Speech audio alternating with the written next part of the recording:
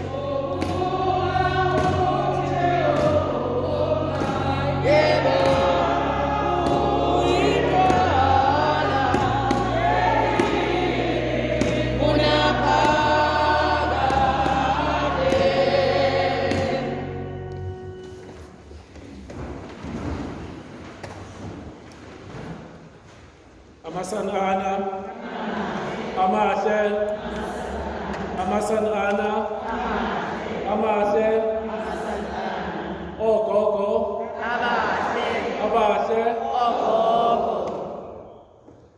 ngiyanibingelela ngesibingelelo esithi makadunyiswe uJesu Kristu. Bengizocela siphakame siqale ithule lithi-ke kana omuhle othandekayo.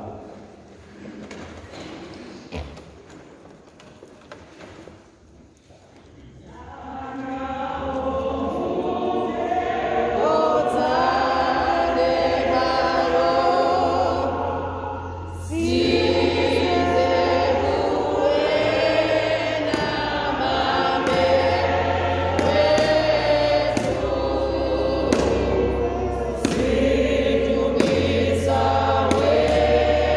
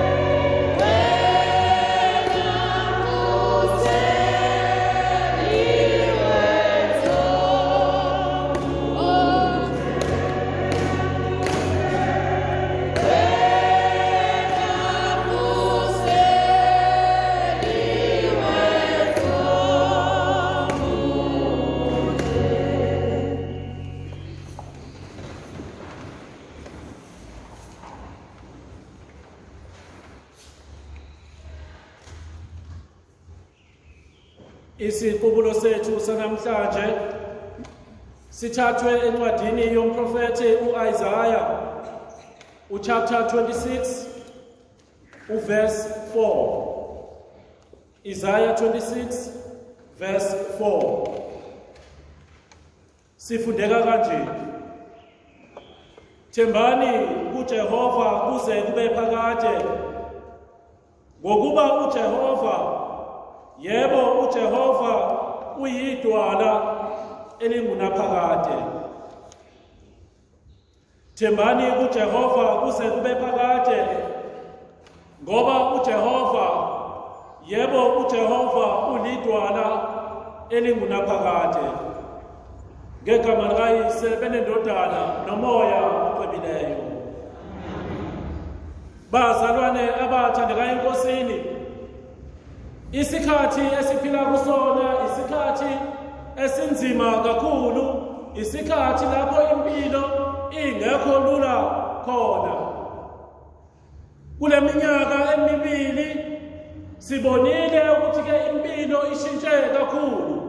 Sihlaselwe ubhubhane lwe-COVID-19 olushintshe impilo kakhulu, lathatha imphefumulo eminingi. Abanye basesibhedlela, abanye basemakhaya babuthakathaka. Abanye bebefisa ukuthi ngaleli langa babe khona kule mvuselelo, kepha-ke ngalolu bhubhane olukhona basemakhaya noma basesibhedlela abakwazanga ukuphumelela. Futhi-ke lokhu bafika lolu bhubhane, ziningi izinto ezenzekele. Abantu bakaNkulunkulu balimalile ngendlela eziningi. Silimalile emakhaya ethu ngokushiwa esibathandayo, futhi silimalile emakhaya ethu ikakhulukazi ngesikhathi se-lockdown lapha esivaleleke khona. Baningi abantu besifazane abathole ukuhlukumezeka. Baningi abantu besifazane abathole ukuphatheka kabi bevalelekile emakhaya. Impilo imile ngesikhathi se-lockdown. Abanye balahlekelwe imisebenzi. Abanye kumanje abazi ukuthi bazohlanganisa ini nani ukuthi impilo iye phambili, ngoba imisebenzi ibaphelele ngenxa yalolu bhubhane lwe-COVID. Ziningi izinto ezikhona esikhathini esiphila kuzo ephazamisa impilo yethu. Abantu besifazane esikhathini samanje sebeyesaba. Bathi babehamba emgaqweni sebehamba bayaqalaza. Makukhona umuntu wesilisa obukayo uyethuka, ngoba wazi ukuthi-ke engakwenzani. Abantu besifazane bahlalele ovalweni njalo emsakazweni nakomabonakude nasendaweni zokuxhumana. Siyezwa indaba yokuhlukunyezwa kwabantu besifazane, bedlwengulwa, beshaywa, benziwa izinto ezimbi. Impilo esiphila kuyona impilo enzima, impilo esabisayo. Kuningi okwenzakalayo esikhathini samanje. Mhlawumbe abanye bethu bakhona kule mvuselelo, kepha iy'ngqondo zabo azikho la, zisemakhaya, ngoba bashiya abantwana babo emakhaya. Bayazibuza abanye abazali abakhona la, bathi kazi ngiyobafica benjani, ngiyobafica bedakwe benjani, kazi ngiyofika ekhaya kona ukliniwe yini njengoba ngabe ekuseni. Noma bavuke baye endaweni zabo zokujabula, bavuke bayohlala inhlamba zikaFaro, bavuke bayohlala idakamizwa. Amakhaya sele awakliniwe, amakhaya sele awakhiyiwe, kungena iy'gebengu zitshontshe. Sihlalela ovalweni lobantwana bethu esibazalayo, esingazi ukuthi njengamanje bakuphi, kwenzakalani ey'mpilweni zabo. Nihleli nilapha emvuselelweni, nisovalweni lokuthi abayeni benu benzani la bekhona. Impilo esiphila kuyona ayiselula bathandekayo, ngoba nempilo yomshado ayiselula bathandekayo enkosini. Sekunzima empilweni yomshado. Abaningi abashadile sebelahlekelwe yithemba kubayeni babo. Ngendlela abaziphatha ngayo, nangendlela abenza ngayo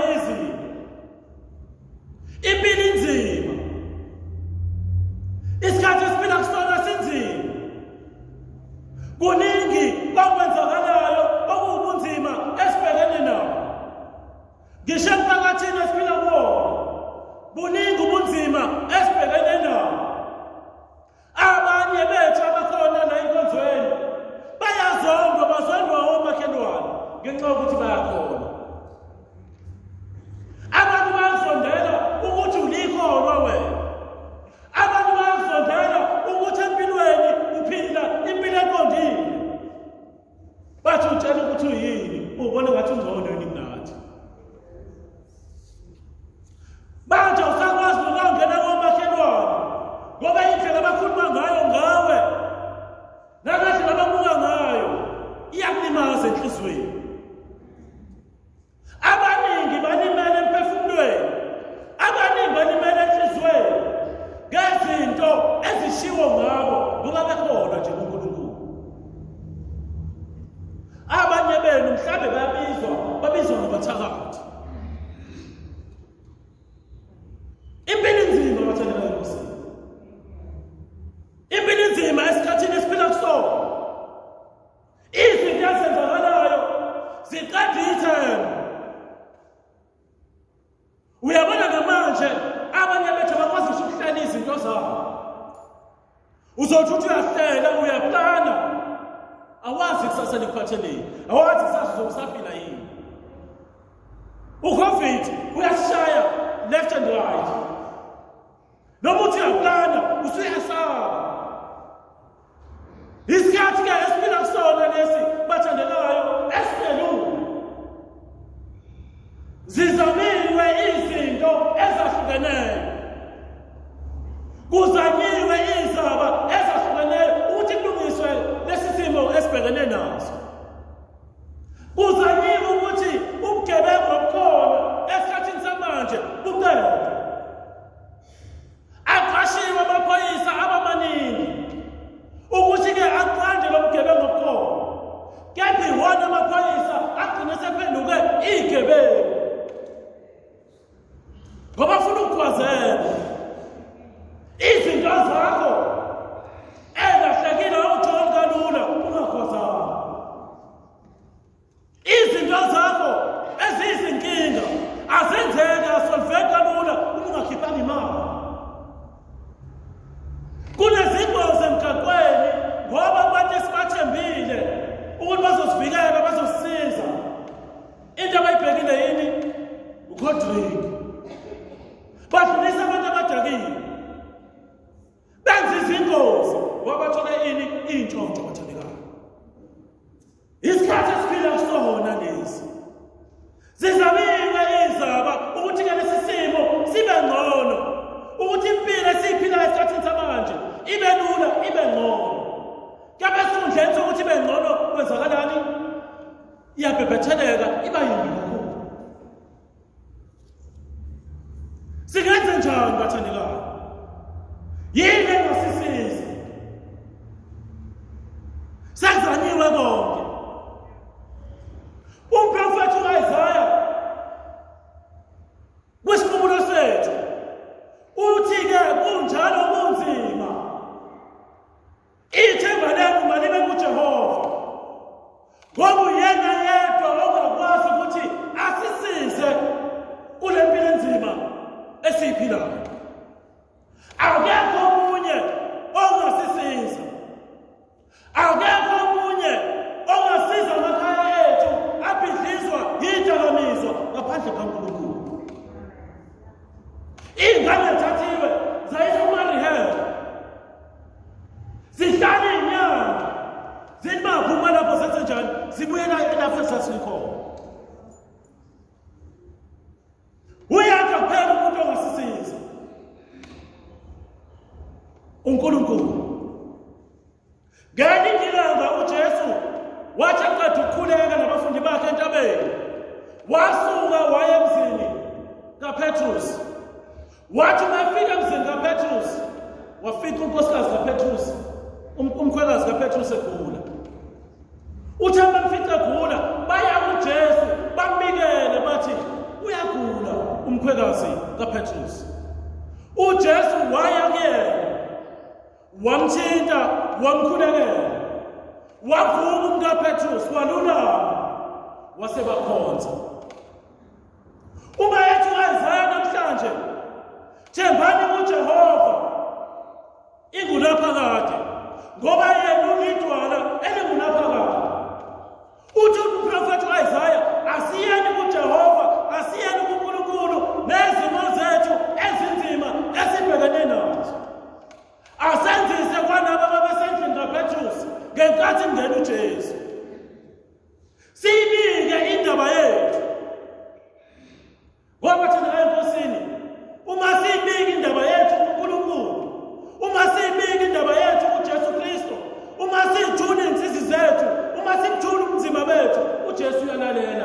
siyaphendula bathandekayo. Asikho isimo esingaphezu kaJesu. Asikho isimo esingaphezu kaNkulunkulu. Asikho isimo namandla okungaphezu kukaNkulunkulu bathandekayo. Uma siya kuNkulunkulu ngokholo nangethemba, izinto ziyenzeka bathandekayo. Mhlawumbe kwezinye izikhathi sibona ngathi izinto zenzeka uma sibika indaba yethu kuNkulunkulu. Ngobani asinalo leli themba u-Isaiah akhuluma ngalo. Ezikhathini eziningi siya kuNkulunkulu simthemba uhafu bathandekayo. Bese izinto ngabe zisenzeka ngendlela uNkulunkulu afisa ukuzenza ngayo. Ngoba ithemba lethu aliphelele kuyena. Sithi-ke siyamethemba uNkulunkulu. Sithi siyamthemba ngoqobo lwethu lonke. Kepha uma sekufika izimo kushintsha ukudla epleyitini bathandekayo. Uma sekufika izimo kuyashintsha ukudla epleyitini. Lo Nkulunkulu esithi siyamthemba simenze njani? Simbeke eceleni. Sigijime siye ebantwini. Sithemba abantu okuNkulunkulu. Sigijima sonke indaba zethu abantu engasifiki indaba yethu uNkulunkulu ongumnini mandla onke. Sibike indaba yethu. Sitsheniwe ukuthi-ke laba bantu esiyabona abantu bamanga. Angithi thani ufuna akhona abantu bamanga ababona. Uma ebantwini bamanga uzothola yini? Ngiyakuthola iqiniso. Usuku yamangeni uzofunani? Uzothola amanga. Uzowathola amanga. Amanga ngeke asixazulule isimo obhekene naso. Amanga azosibhebhethekisa siye phambili kakhulu. Ngoba phela amangeni uzotshelwa ukuthi uyindoda emnyama enentshebe engathi siqale enkandla. Uzothi ungena la ngelinye ilanga uthi hayi nawo kodwa uhade ukuthi ubuye. Angithi wabazochazela ukuthi njani le ndoda ehluphayo emisa izinto zakho ebophile. Engabe-ke uyasizakala. Awusanakeli usizi lakho, usunakele ndoda. Usuzama indlela yokubhidliza impilo yale ndoda. Zihlale emini izinto zakho. Bese uyabuya uyakhala. Uthi mina Nkosi ngiyathemba kuwena, kodwa okwama kwenzeka unamanga. Awumthembi uNkulunkulu, uthemba amanga. Uma usemangeni izoma izinto zakho bathandekayo. Uthi uprofeti Isaiah uma sifuna ukubona izinto zenzeka, izimo guquka, isimo sempilo siguquka, asibekeni ithemba lethu kuNkulunkulu. Ngoba uyena umnini mandla onke. Amandla kuyena. Kaningi emavangelini sizwa uNkulunkulu noma uJesu Kristu ekhuluma ngendaba. Ngisho ulwandle lamlaleka uJesu. Uma ethithula luyathula. Nolwandle oluyisimo obhekene nasempilweni. Uma uya kuJesu uthi Nkosi ulele nanga amagagasi empilo engigwinya. uJesu uyavuka athini? Thula. Uthule kuthi nya. Umthemba ngeqiniso bathandekayo. Namhlanje ke siyamenga bathandekayo ukuthi impilo isijwengulile, isidabulile.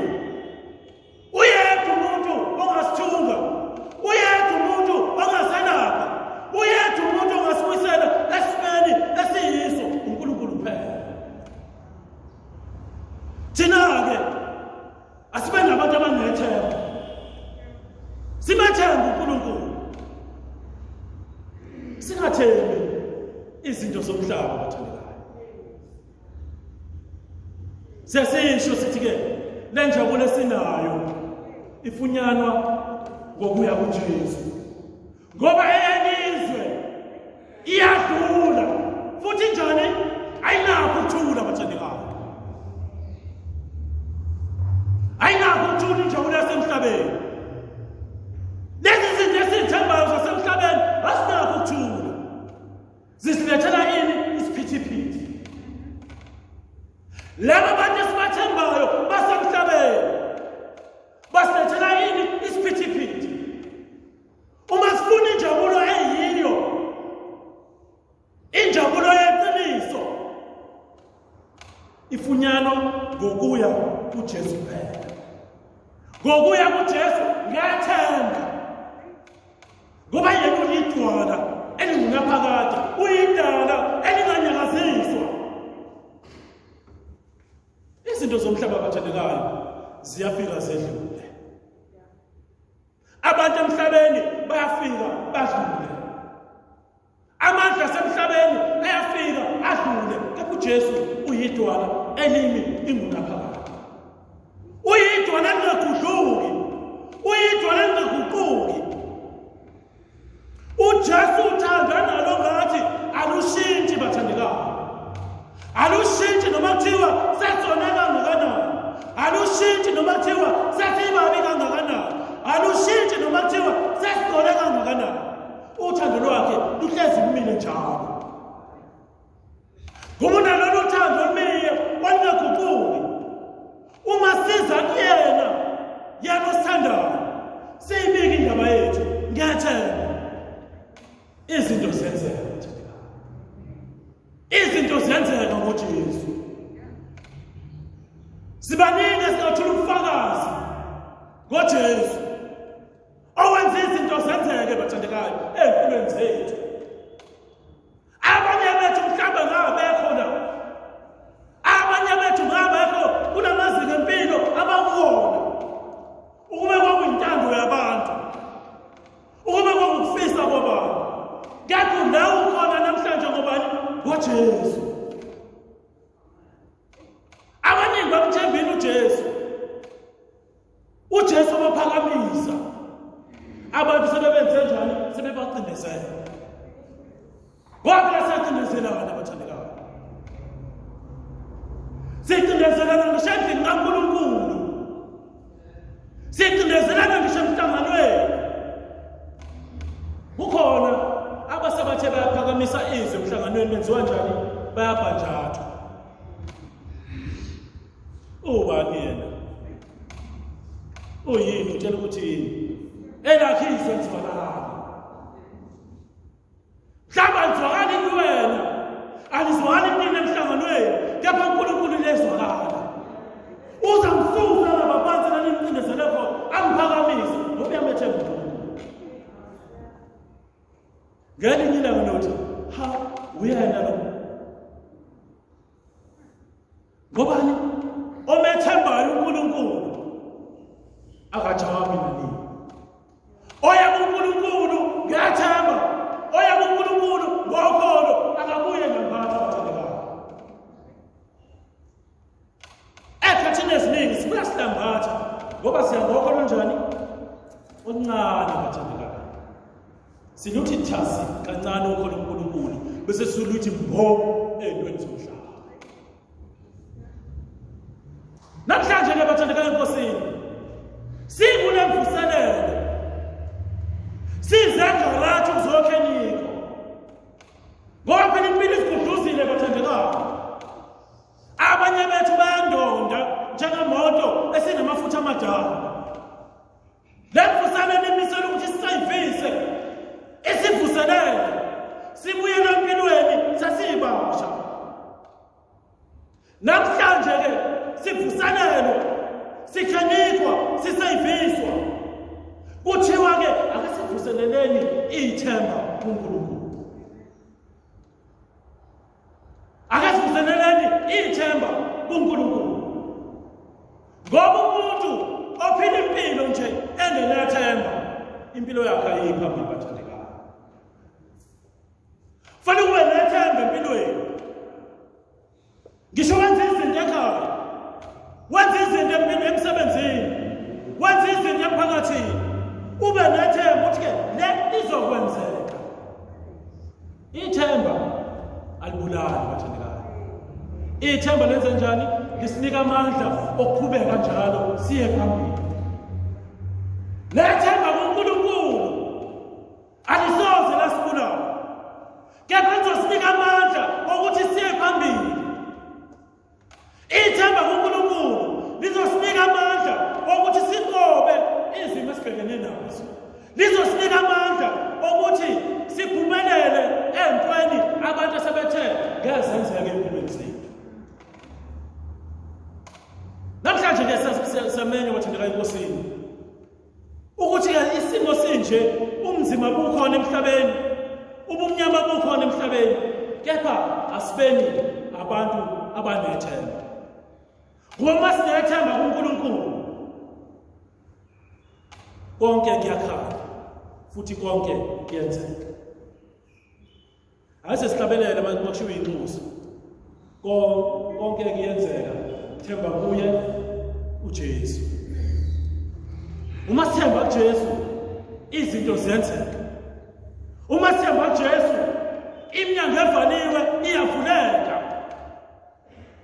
Uma sithemba kuJesu, siyazenza izinto ezibekiwe bathandeka enkosini.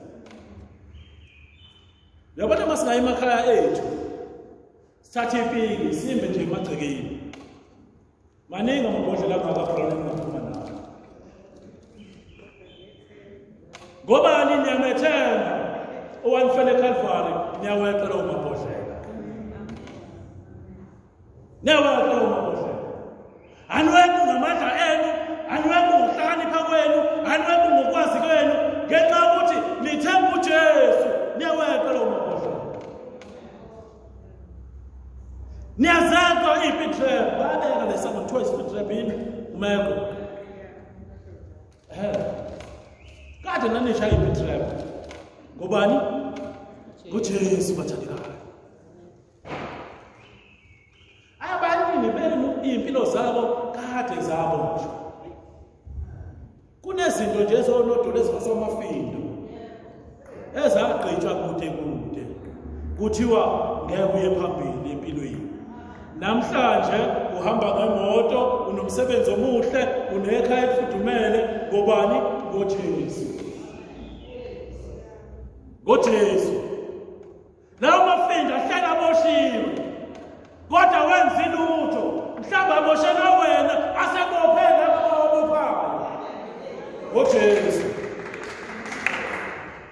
Abophela abobophayo ngobani? ngoJesu. Ngoba uJesu abanwele bakhe, uJesu abanwele abamthembayo, uJesu abavikela abathemba labo likuye. Ziningi izinto. Mhlawumbe thina sikhaliswa lokho sikubonayo. Sikhaliswa uCovid othatha abantu. Sikhaliswa izingane zethu emakhaya nani. Ziningi izinto zakamoya ezaboshwa. Kepha namhlanje sihamba sikhululekile. Sihamba sijabulile ngobani? ngoJesu. Sesicula sithi ngizizwa ngikhululekile ngoba njani? Ngihamba noJesu. Uma sibeke ithemba lethu kuJesu, uma sibeke ithemba lethu kuJehova, alikho findo noma kuthiwa kanani, noma kuthiwa sebethe ngingindike ey'nsimbi bayifana beqhaqa sebeyifaka umuthi, ihlala iziruse ingenzi lutho kuwena ngoba unobani? uJesu.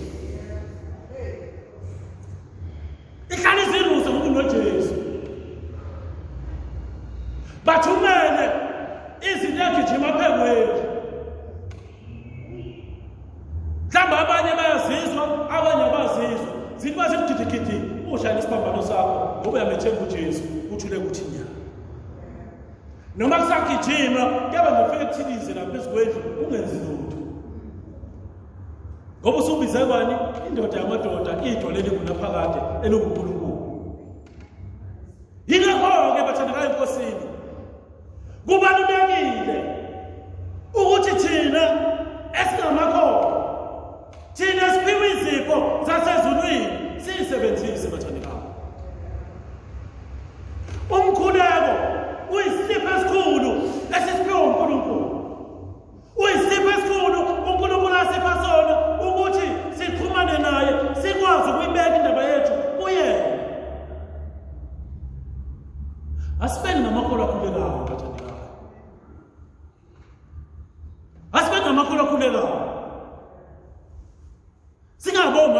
ukhuluma ngejoyini. Kodwa mina basebefika emakhaya ijoyini sebeyibeke lapha. Bahlala phambi kwe-TV kusukela ngo-6. Asithandi ngomsombuluko bathandekayo. Yini edlala ngo-6?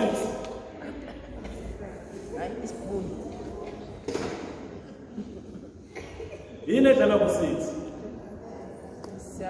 6:30. Skim song. Ngo-7. Indaba. 7:30. Ikomoro. 8. Generation. 8:30. Uzama. 9. Umuvango. Dead Queen kwaba. 9. Imbe. What time? 10 you repeat it up and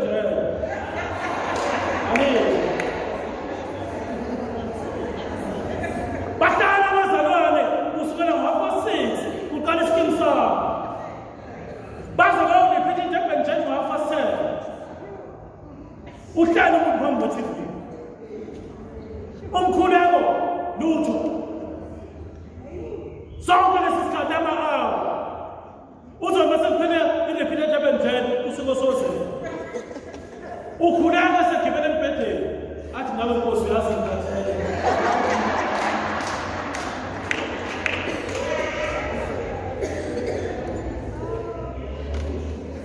Abanye lelithule lithi wena Nkosi uyazi sekwabe wena umkhuleko wakho.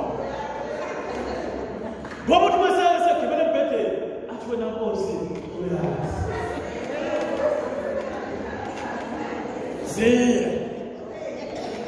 Abanye benze isithembiso uNkulunkulu bathi ngizovuka ekuseni ukukhuleka. Ekuseni uvukise kwalokho uphuma emgodini uNkulunkulu akasakwenzanga ini umkhuleko wakhe. uNkulunkulu esiphini isipho esinamandla esiwumkhuleko bathandekayo.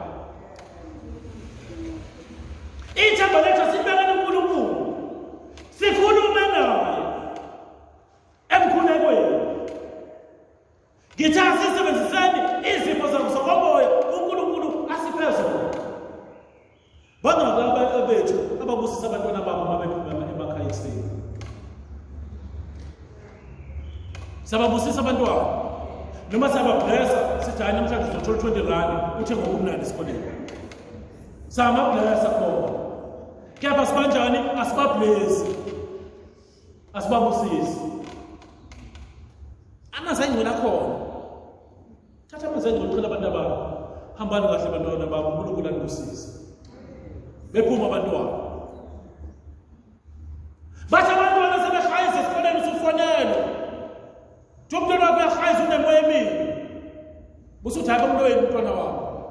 Noma besiyogijima uyakufaka, ifaka wasumsiza. Ingane yami iyahayisa esikoleni. Wena uyinyakalela ingane yakho ukuthi ingenwa imoya emibi. Ngoba sokuyibusisa ifunekayo. uNkulunkulu usiphilise. Singamele ukuthi ingane sigcabe ngekhabo la ekhaya. Ngoba ithemba lethu lisentweni zomhlaba. Asiyibusisi kamanzi ayigcwele la.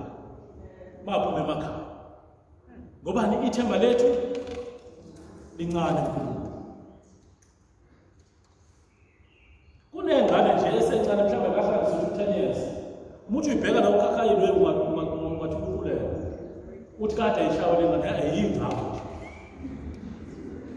Kade ayikaxazwe ingane. Ingane iyaqhathwa iyahayiza ingane ifakwe ibhetri yabona ibhetri le-PP9 amadala amalahle. Bahlikihla ngawo ke nithi insisi mina kanti uzwa kuba kuthiwa kuyangena ngenuthi la ibhetri endala le. Engani nani yaNkulunkulu. Engani yaNkulunkulu anifikele mina nabantu benu. Likuphi ithemba lethu thina makhono? Likuphi ithemba lenu nina bomama bakasanibani? Nithembe emndenini likuphi? Nithembe emshadweni wenu likuphi? umshado aniyibambile ngoNkulunkulu niyibambe ngobheka mina ngedwa niyibambe ngomuntu ngaphakathi niqaphele ebabhusha nangoshisa nyama siyadayisa inyama yengwe uzayidla aphuma umanda ngaphakathi umntana womuntu yokubuye seyisivunguvungu ekhaya umshado wakho ubambe ngani ngomuthi imshado ayibanjwe ngoNkulunkulu ithemba leli emndenini aliba uNkulunkulu bathandekayo enkosini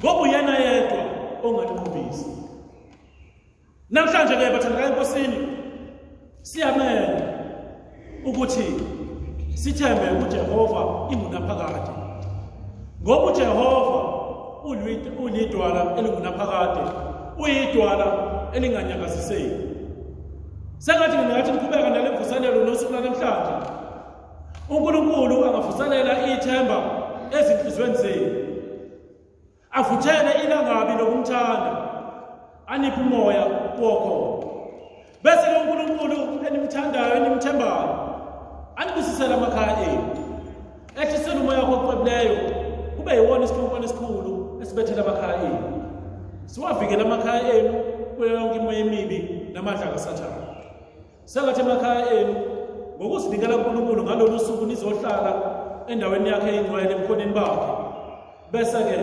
enanisela izinhlanhla emakhaya enu nabantwana benu impilo zabo ezinzima uNkulunkulu azisombulule kuthi lapho khona amafindo enisawabona noma ningawaboniyo uNkulunkulu aniqaqele makanibusise uNkulunkulu ngaso zonke isikhathi uyise benendodana nomoya ocebileyo.